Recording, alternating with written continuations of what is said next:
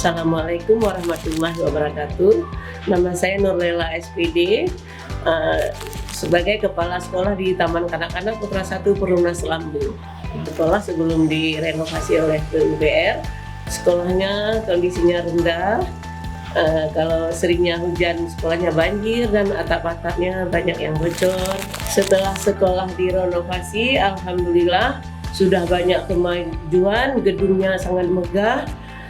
Dilihat para orang-orang di luar sana, sekolah TK Putra itu sudah bagus, anak-anak juga bersemangat belajar, hanya selalu ingin tiap hari mau datang ke sekolah karena mereka anggap sekolah kami sekolah baru, sekolah bagus.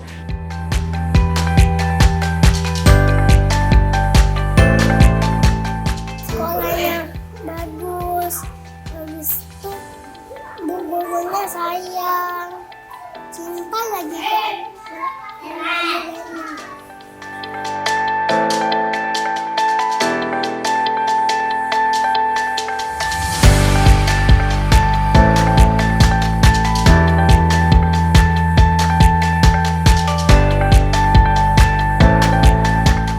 Saya sebagai orang tua murid merasa setelah TK Putra 1 direnovasi, anak-anak jauh lebih semangat untuk pergi sekolah.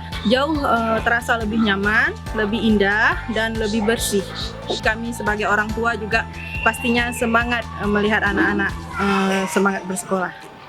Terima kasih kepada Kementerian PUPR yang telah merenovasi sekolah TK Putra di seluruh Indonesia termasuk Provinsi Aceh.